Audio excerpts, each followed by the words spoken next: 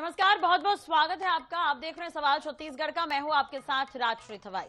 बस्तर, जिसकी पहचान कभी नक्सलवाद और हिंसा से होती थी, अब अपनी संस्कृति, परंपरा और विकास की नई तस्वीर लेकर देश के सर्वोच्च संवैधानिक पद तक पहुंच रहा है। लेकिन सवाल है, क्या ये सचमुच नए बस्तर की नई पहचान है? क्या विकास और शांति की ये तस्वीर अब पूरे देश के सामने मजबूती से उभर रही है? ये भी बड़ा सवाल है। कोशिश तो हो रही है और इसकी वाकई जितनी सराहना की जाए उतनी कम है।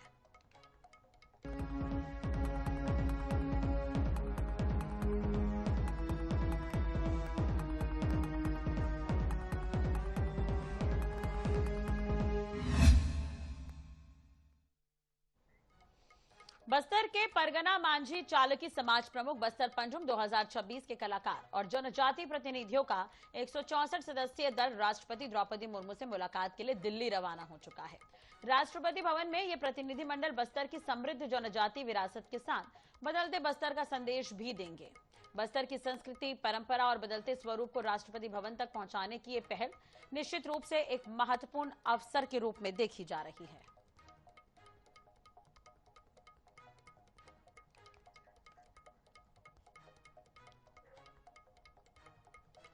तो बदलते बस्तर का संदेश लेकर दिल्ली रवाना हुआ है बस्तर का प्रतिनिधि मंडल। राष्ट्रपति से मुलाकात करेंगे, बस्तर की समृद्ध जनजातीय संस्कृति से परिचित भी कराएंगे। प्रतिनिधि मंडल में मांझी, चालाकी और बस्तर पंडुम के जनजातीय कलाकार और समाज प्रतिनिधि शामिल है। आपको बता दें कि बदलते बस्तर की तस्वीर जो है वो एक नई पहचान बनाता हुआ नजर आएगा। राष्ट्रपति के सामने मुलाकात होगी, बात होगी और बस्तर में क्या बदला ये भी बताया जाएगा, जिसके लिए रूपरेखा भी तैयार कर ली गई है। सीएम ने भी अपनी बात कही है, वो भी हम आपको सुनवाएंगे।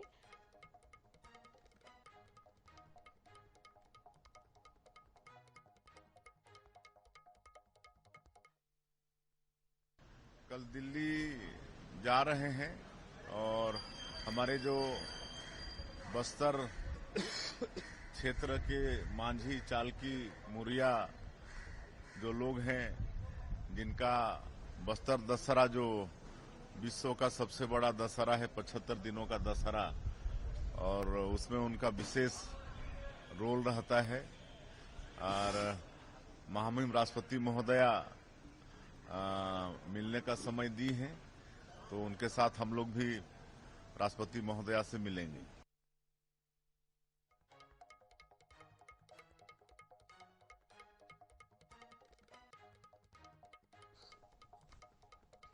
चलिए, इस पर ही हमारे साथ खास मेहमान जुड़े हुए हैं, उनसे हम बातचीत कर लेते हैं। और वाकई बस्तर की बदलती तस्वीर को जब दिल्ली तक पहुंचाई जाएगी तो उसके बाद बदलते स्वरूप को हर कोई देखेगा, जानेगा, समझेगा और बस्तर की एक नई पहचान। हमारे साथ रामू नेताम जी, बीजेपी प्रवक्ता जुड़े हुए हैं, मनीष गुप्ता जी हमारे साथ वरिष्ठ पत्रकार जुड़े हुए हैं, कुछ ही देर में कांग्रेस की प्रवक्ता भी हमारे साथ।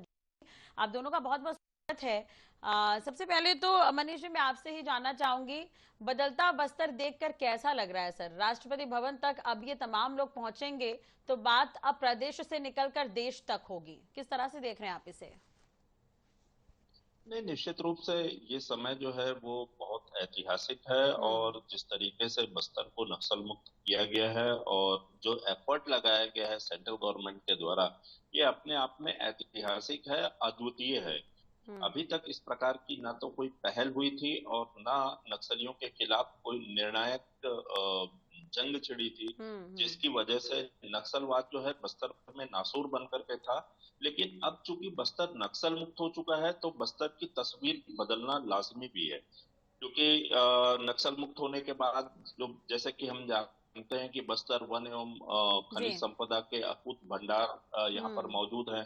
बस्तर का पर्यटन, बस्तर की संस्कृति, बस्तर के लोग, बस्तर के जो पुरातन संस्कृति, ये सारी चीजें जो है वो कहीं ना कहीं विश्व पटल पर जानी चाहिए। और एक और महत्वपूर्ण बात जो है, हाँ। बस्तर जो है वो जैव विविधता का एक बहुत बड़ा केंद्र है। और मुझे लगता है कि हम्म। बस्तर की जो जैव विविधता है वो नक्सल हिंसा के चलते या नक्सल थ्रेट के चलते हाँ। इसका सर्वे नहीं हो पाया है। अब नक्सल मुक्त जी। हुआ है तो निश्चित रूप से जैव विविधता में भी वो रहेगा। और जिस तरीके से बस्तर पंडुम, बस्तर ओलंपिक का आयोजन हुआ है और पिछले समय गृह मंत्री ने ये भी हम्म। कहा था कि इनके विजेताओं को राष्ट्रपति जी आमंत्रित करेंगे। राष्ट्रपति जी जी का आमंत्रण आया और बस्तर के आदिवासी बड़ी संख्या में दिल्ली जा रहे हैं और दिल्ली में जाकर के महामहिम राष्ट्रपति से मिलेंगे। तो निश्चित रूप से ये अपने आप में एक ऐतिहासिक मतलब मुलाकात होगी। और राष्ट्रपति भी चूंकि ओडिशा की हैं, बस्तर से लगा हुआ इलाका है, तो दोनों की संस्कृतियां लगभग एक सी हैं और वो भी जी वनवासी समाज का प्रतिनिधित्व करती हैं। तो मुझे लगता है कि ये जो मेल मुलाकात और जो यहाँ के लोगों की इच्छाएं हैं बस्तर को बदलने को लेकर के, जो यहाँ के लोग जिस तरीके की अपेक्षाएं रखे हैं सरकार जी से, जी जी कहीं ना कहीं राष्ट्रपति जी के हाँ साथ साझा करेंगी और हाँ आने वाले समय में हमें इसका परिणाम देखने को मिल सकता है। ठीक है, मनीष जी बने रहेगा हमारे साथ, आगे भी इस पर हम बात करेंगे। रामू जी हमारे साथ जुड़े हुए हैं। रामू जी देखिए, बहुत अच्छी पहल है ये, बस्तर की आवाज जो है अब राष्ट्रपति भवन तक न्योता मिला है, पहुंच रहे हैं तमाम लोग, एक संदेश देने की कोशिश होगी। क्या कुछ रूपरेखा इसके लिए तैयार की गई है? जी, पहले तो INH राजश्री जी और हमारे वरिष्ठ पत्रकार जी मनीष गुप्ता जी और कांग्रेस के पत्रकार शिल्पा देवगन को मेरा नमस्कार। जी मैं कहना चाहूंगा राजश्री जी, ये ऐसा पहला अवसर है जो बस्तर एक लंबे समय से नक्सलवाद, हिंसा और पिछड़ेपन की छवि के कारण राष्ट्रीय स्तर पर चर्चा बना हुआ था। मैं आपको बता दूं, ऐसा अवसर ये पहली बार हमारे जनजाति समाज के लिए आया है और पिछले दशक से जी हमारा जो सरकार ये स्थानीय समाज और जनजाति समुदायों के प्रयास से जो हमारी पहचान, हमारी संस्कृति की पहचान, हमारी खान पान की पहचान, इसको लेके आज जो विश्व पटल पे पेश होने जा रहा है, ये बहुत ही हमारे लिए सौभाग्य का विषय है। और ऐसा अवसर ये पहली बार मुझे लगता है कि आजादी के बाद हमारे जो जनजाति समाज के व्यंजन, कलाकार और संस्कृति को पेश करने का पहला अवसर मिला है। निश्चित तौर पे मैं इसके लिए हमारे देश के महामहिम और देश के प्रधानमंत्री जी को धन्यवाद देना चाहता हूं, हमारे समाज की ओर से धन्यवाद देना चाहता हूं ऐसे अवसर के लिए, और इसके जिससे हमारा राष्ट्रीय स्तर में हमारी जो पहचान होगी। लेकिन रामू जी एक चीज और है, देखिए बदलता बस्तर तो हम देख ही रहे हैं, जमीनी स्तर पर आप बेहतर बता पाएंगे, जमीनी स्तर पर बदलाव आने शुरू हो गए हैं क्या? बिल्कुल बिल्कुल राजश्री जी, जमीनी स्तर में बदलाव निश्चित तौर पे शुरू हो गए, क्योंकि हम बस्तर से बिलोंग करते हैं, उस जगह से बिलोंग करते हैं जहां किसी समय 76 जवान जो शहीद हुआ करते थे, उस जगह से हम बिलोंग करते हैं। और हमारी जो जनजाति समाज बिल्कुल एकदम अति उत्साहित है इस राष्ट्रपति के कार्यक्रम को लेके, और निश्चित तौर पे आने वाला जो समय है वो हमारे समाज के लिए, हमारे जनजाति वर्ग के लिए ये एक बहुत ही बड़ा विश्व पटल पे मंच मिलने वाला है। और इससे हमारा समाज और हमारे पूरे बस्तर संभाग ही नहीं, पूरे देश की जनजाति समाज इसके लिए, प्रदेश के लिए भी गर्व की बात है ये, वाकई देखा जाए तो छत्तीसगढ़ के लिहाज से भी। शिल्पा जी हमारे साथ जुड़ गए हैं। शिल्पा जी स्वागत है आपका INS 24/7 पर। शिल्पा जी क्या लग रहा है, सरकार केवल प्रचार करती है या जमीनी स्तर पर भी बदलाव दिख रहा है कांग्रेस को वहां पर, और किस तरह से देख रहे हैं आप इस पहल को? राष्ट्रपति भवन तक अब ये चर्चा होगी बस्तर की। आपके सभी दर्शकों को जय जोहार करती हूँ और आज गुरु पूर्णिमा की सभी को बधाई देती हूँ। देखिए राष्ट्रीय जी, ये बहुत ऐतिहासिक क्षण है कि बस्तर के संस्कृति, परंपरा और शौर्य का देश के सर्वोच्च पद तक पहुंचना। निश्चित रूप से कांग्रेस इस बात का स्वागत करती है, परंतु ये बिल्कुल तथ्य वाली बात एक मैं रखना चाहती हूँ कि बस्तर की संस्कृति परंपरा को आगे बढ़ाने का, नींव रखने का कार्य हुआ था, वो भूपेश बघेल जी की सरकार में हुआ था। ये उन नीतियों की, भूपेश सरकार की नीतियों का परिणाम है जिसमें 67 प्रकार के वनोपज की खरीदी शामिल थी, जिसमें हाट बाजार क्लिनिक शामिल थी, सुदूर अंचल क्षेत्रों में विकास, स्कूलों जो बंद पड़े हुए स्कूल थे उनको खोलने का कार्य, शिक्षा, स्वास्थ्य और हर तरीके से चतुर्मुखी विकास करके संस्कृति को संरक्षण करके देश विदेश तक पहुंचाने की जो नींव थी, वो जो उत्कृष्ट सोच थी, वो उत्कृष्ट सोच भूपेश सरकार के समय से शुरू हुई। निश्चित रूप से हमारे लिए, बस्तर वासियों के लिए, पूरे प्रदेश के लिए गर्व की बात है क्या सर्वोच्च पद तक उन्हें सम्मान मिल रहा है। परंतु जमीनी हकीकत की जो आप बात कर रहे हैं, आज व्यवस्थाएं देखिए, सड़कों की जिस प्रकार से दुर्गति आज भी है, नेटवर्क की कमी आज भी है, स्कूली शिक्षाओं की कमी, आत्मानंद स्कूल जो भूपेश सरकार में खोले गए थे उसकी दुर्गति आप देख रहे हैं, ये बस्तर के क्षेत्र में देखी गई है। इसके विकास के लिए सरकार क्या कर रही है, ये किसी भी प्रकार का रोड मैप या प्लानिंग नहीं बता।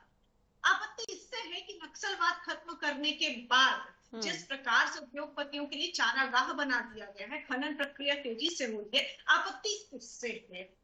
ग्राम सभाओं में फर्जी एनओसी जिस प्रकार से ली जा रही है और तेजी से पर्यावरण का नुकसान किया जा रहा है, संतुलन बिगाड़ा जा रहा है पर्यावरण का, आपत्ति इसमें जवाब देने में भारतीय ठीक है। लेकिन देखिए शिल्पा जी, अब जैसे रामू जी भी हमारे साथ जुड़े हुए हैं बीजेपी की तरफ से, अपनी बात रख रहे हैं। उनका कहना है कि जो वर्ग जा रहा है दिल्ली वो तो बहुत खुश है, जमीनी स्तर पर ये काम दिख रहा है। देखिए कांग्रेस भी तो सत्ता में रही, कांग्रेस के पास भी मौका था, कांग्रेस तो आदिवासियों को रायपुर नहीं बुला सकी, विधानसभा के दर्शन नहीं करवा सकी, नक्सलवाद को लेकर कोई ठोस रणनीति नहीं बनी।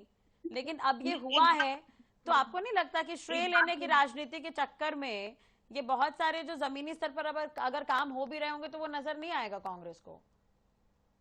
देखिए राष्ट्रीय जी, जो बस्तर के वनोपज है उसको बढ़ाने का काम, आत्मविश्वास बढ़ाने का काम भूपेश सरकार ने किया था। और ये वही भूपेश सरकार थी, कांग्रेस की वही सोच थी जिसने विदेशों में बस्तर की कला, शिल्प कला, आर्ट कला को विदेशों तक पहुंचाने का कार्य किया। रामू जी कुछ कहेंगे शिल्पा जी की बातों पर? खान पान चीजों में कांग्रेस की सरकार ने कार्य किया था।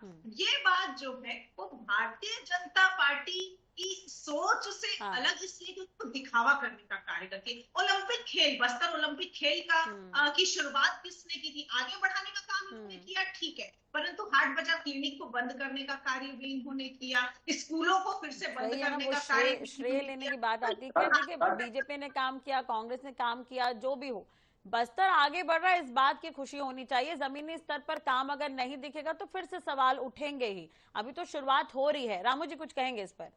जी जी राजश्री जी, मैं कांग्रेस के वक्ता को कहना चाहूंगा, शिल्पा जी को, भाई ये हर जगह राजनीति करने में तुले हुए कांग्रेस के लोग। मैं साफ बता देना चाहता हूँ, ये हमारे आदिवासी समाज को सिर्फ वोट बैंक बना के रखे थे 75 साल तक। मैं बताना चाहूंगा आज हमारी सरकार, देश में नरेंद्र मोदी की सरकार आने के बाद हमारे देश का एक महामहिम जो राष्ट्रपति का जो दायित्व दिया गया है वो आदिवासी समाज से दिए। ये कभी दिए कि हमारे समाज के बाद इन्होंने एक परिवार 35 साल तक राज किए हैं। उसके बाद मैं कहना चाहूंगा हमारे देश में दो मुख्यमंत्री, एक छत्तीसगढ़ में और एक उड़ीसा में। ये किसने किया? ये हमारे देश के प्रधानमंत्री ने ये आदिवासियों को ऊपर उठाने के लिए ऐसे विचार लेके आए हैं और ये इनको तकलीफ हो रहा है। आदिवासियों के 70 साल तक गरीबी हटाओ करके इन लोग नारा लगाते रहे। क्या गरीबी हटाए? आप इनसे पूछिए। ये आज हमारी सरकार, देश में प्रधानमंत्री नरेंद्र मोदी जी की सरकार और अमित शाह जी के नेतृत्व में हमारे आदिवासी समाज को इतने राष्ट्रीय स्तर पर जो पहचान मिल रहा है वो इनको हजम नहीं हो रहा है। ये हर जगह राजनीति करने में तुले हुए। ठीक है शिल्पा जी, आपका जवाब, उसके बाद मनीष जी के पास जाऊंगी। कितने आदिवासियों को मुख्यमंत्री ठीक है शिल्पा जी, इस पर जवाब आपका। जैसे ही नक्सलवाद खत्म करने का कार्य इन्होंने किया, मैंने कहा कि उद्योगपतियों पर चारागाह बना दिया, खनन कार्य हो रहे हैं और इससे कांग्रेस नहीं, ग्रामीण जन आप आकर बस्तर में देखिए ग्रामीण जनों में किस प्रकार से आक्रोश है, किस प्रकार से वो लोग आंदोलित हैं और स्थानीय लोग रोजगार की मांग करने के लिए सड़कों पर उतरे हुए हैं। फर्जी एनओसी से वो असंतुष्ट हैं। तो जमीनी स्तर पर यदि आप विकास की बात करें तो लोगों को विश्वास में लेकर उनका कार्य नहीं कर पा रहे। और आज गर्व की बात है, मैं बार बार कह रही हूँ कि कांग्रेस चाहती है बस्तर की तस्वीर पूरे देश में जाए, आज गर्व का क्षण भी है। मैं प्रश्न पूछना चाहती हूँ, क्या राष्ट्रपति जी को बस्तर की असली तस्वीर, स्कूल, शिक्षा, जो स्कूल बंद हो रहे हैं वो बताई जाएगी? क्या उन्हें ये बताया जाएगा कि सड़कों की जो कमी है, सड़कों में जिस प्रकार से गड्ढे और नेटवर्क की कमी है वो बताया जाएगा? असली तस्वीर बताई जाएगी क्या? मैं अपने भाई से पूछना चाहती हूँ। ठीक है रामू जी, इस पर मैं पूछूंगी, बात करूंगी। हाँ, ये बताया जाएगा क्या वो सही है कि नहीं, और ग्रामीण जन आक्रोशित है आंदोलित, ये बताया जाएगा कि नहीं? हाँ, मनीष जी हमारे साथ लगातार जुड़े। मनीष जी देखिए, बहुत सारी खबरें तो आती है, अब बस्तर आगे बढ़ रहा है, संस्कृति कला को तो हम पहुंचा रहे हैं राष्ट्रपति भवन तक, बात होती है। जो अभी शिल्पा जी ने सवाल उठाए कई जगहों पर स्कूल नहीं है, कई जगहों पर सड़कें नहीं है, मुख्य मार्ग से रास्ता खत्म हो जाता है जब बहुत ज्यादा बारिश हो जाए। तो जो बेसिक जो जरूरतें हैं, क्या उन पर अभी भी काम करना बाकी है नहीं, इंफ्रास्ट्रक्चर के निश्चित लिहाज रूप से, से अगर मैं बोलूं तो? हाँ। नहीं, निश्चित रूप से देखिए, पिछले 5 दशकों से नक्सलवाद जिस तरीके से नासूर बना हुआ था, हम्म। बस्तर के अंदरूनी इलाकों में विकास की निहायत आवश्यकता है। लेकिन जिस तरीके से जो रफ्तार विकास को पकड़नी चाहिए, या सरकार भाषणों में जरूर कह रही है कि 2031 तक हम बस्तर को जो है आदिवासी इलाके का सबसे विकसित संभाग बनाएंगे, हाँ। पर वो रफ्तार अभी जमीन में दिखाई नहीं दे रही है। निश्चित रूप से नेशनल हाईवे का बुरा हाल है, केशकाल घाटी का भी बुरा हाल है, कुछ इलाकों में अभी भी अधूरे कार्य पड़े हुए हैं। बारिश के समय जो है वो लोगों की दिक्कतें बढ़ रही हैं, अंदरूनी इलाकों में सड़कें नहीं है। और ये जो दिक्कतें हैं, ये तो निश्चित रूप से ये आज भी थी, कल भी थी, आज भी है और आगे भी रहेंगी। देखिए, ये एक विकास का क्रम जो है सतत चलता है। और एक बार जो है जिस तरीके से काम होना चाहिए, अगर सरकार एक प्रायोरिटी तय करे, तो मुझे लगता है कि आने वाले समय में जो इंफ्रास्ट्रक्चर डेवलप होगा। हम अगर टूरिज्म की बात करते हैं, अगर आप सड़कें अच्छी नहीं देंगी, कनेक्टिविटी अच्छे नहीं देंगे, हाँ। तो पर्यटक आएंगे कहां से? यहाँ पर आपको होटल करना पड़ेगा, होम स्टे की व्यवस्था आपको अच्छे से करना पड़ेगा, ट्रेन की कनेक्टिविटी देनी पड़ेगी, एयर की कनेक्टिविटी देनी पड़ेगी, नेशनल हाईवे अगर खराब है तो उनको सुधारना पड़ेगा।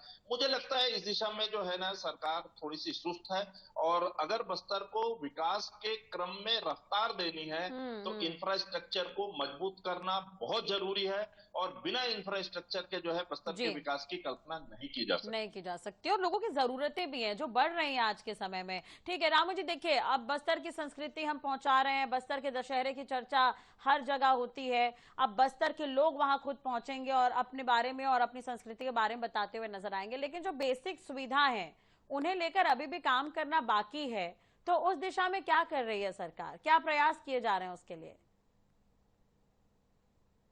जी राजश्री जी, इसके लिए मैं आपको कहना चाहूंगा, बस सरकार इसके लिए रोड मैप बना चुकी है। हाँ। और बहुत जल्दी ही हमारे बस्तर के लिए एक 2030 तक जो देश के गृह मंत्री अमित शाह आके बोल के गए हैं, हाँ। 2030 तक हमारी बस्तर की जो आमदनी है, प्रत्येक व्यक्ति की जो आमदनी है, बहुत विश्व पटल में एक सबसे बेहतर होने जा रहा है। और ये बिल्कुल ही होगा। ये इसके लिए हमारी जो समाज है, हमारे आदिवासी जो प्रमुख लोग, चालकी मांझी जो लोग हैं, वो भी आज देश के राष्ट्रपति के भवन में जाके उसको आभार करने वाले हैं। ये बिल्कुल ठीक है रामू जी, एक छोटा सा सवाल है मेरा आपसे। देखिए, छत्तीसगढ़ अलग हुआ मध्य प्रदेश से, नया राज्य बना, शुरुआत कांग्रेस की सरकार से हुई। अब तक जो जो काम हुए हैं, कांग्रेस की सरकार रही, फिर बीजेपी काफी सालों तक रही, फिर पिछली बार कांग्रेस की सरकार, अभी बीजेपी की सरकार। बीजेपी थोड़ा बहुत तो मानती है ना कि कांग्रेस ने भी काम किया है, आप लोगों का साथ दिया है कांग्रेस ने भी बस्तर के विकास को लेकर। राजश्री जी, मैं वही चीज बताना चाहूंगा, हमारे आदिवासी समाज के लिए ये कांग्रेस को मैं आपको बताना चाहूंगा, हमारे जो जनजाति मंत्रालय को कहाँ पे शिफ्ट किए थे बताइए ना, शिल्पा जी बता देगी। जब देश के प्रधानमंत्री माननीय अटल बिहारी वाजपेयी प्रधानमंत्री बने, जब वेटनरी विभाग से हमारे जनजाति मंत्रालय को अलग करके हमारे जनजाति मंत्रालय बनाया गया। आदिवासी चिंता क्यों नहीं किया? ये आज बता रहे हैं, ये आदिवासी। शिल्पा जी, तो सिर्फ वोट बैंक बना के उपयोग किया गया है। यदि ऐसी रोड मैप और प्लानिंग हुई है तो उसे सार्वजनिक करिए या श्वेत पत्र जारी करिए, जनता को बताइए, विपक्ष को बताइए कि किस प्रकार से विकास की दिशा में जाना चाहते हैं। रामू जी तो कह रहे हैं कि कांग्रेस की सरकार जब भी रही तो उन्होंने आदिवासियों को ठगने का काम किया, केवल वोट बैंक बनाकर छोड़ दिया। देखिए, वोट बैंक तो इन लोगों ने, क्योंकि जब चुनाव आता है तभी इन लोगों को आदिवासी क्षेत्रों की याद आती है। उनकी प्राथमिकताओं में आदिवासी क्षेत्र का विकास नहीं है। यदि है, ये कह रहे हैं, यदि प्लानिंग हो गई है, रोड मैप बना लिया है, तो आप सार्वजनिक करिए, श्वेत पत्र के माध्यम से बताइए पूरी जनता को और विपक्ष को भी बताइए। अच्छा है, आज परगना, मांझी, चालकी, पद्मश्री कलाकार जा रहे हैं, परंतु मैं पूछना चाहती हूँ, क्या इस दल में उन परिवारों के लोग भी शामिल हैं जिनके बच्चे नक्सल हिंसा में मारे गए थे? उन परिवारों क्या स्थिति है, वो किस प्रकार से अपना जीवन यापन कर रहे हैं, इसकी पोजीशन क्या उस सर्वोच्च स्थान से अवगत कराई जाएगी? की बातचीत की जाएगी और उनके लिए क्या पैकेज दिया जाएगा। भोज के साथ साथ मैं चाहती हूँ कि बस्तर के गांवों के लिए पैकेज और ऐसे लोगों के लिए, ऐसे परिवार के लिए पैकेज की घोषणा की जाए, तब तो इस बात को पर यकीन आएगा कि वाकई में बस्तर की दिशा और दशा लेकिन बदल अब रही है। देखिए शिल्पा जी, अब वो कह रहे हैं रामू जी की रोड मैप बना हुआ है, कुछ साल लगेंगे, उसमें तो इंतजार भी कर ले तो बेहतर है। जब इतने सालों तक इंतजार हमने किया तो थोड़ा दिन और सही।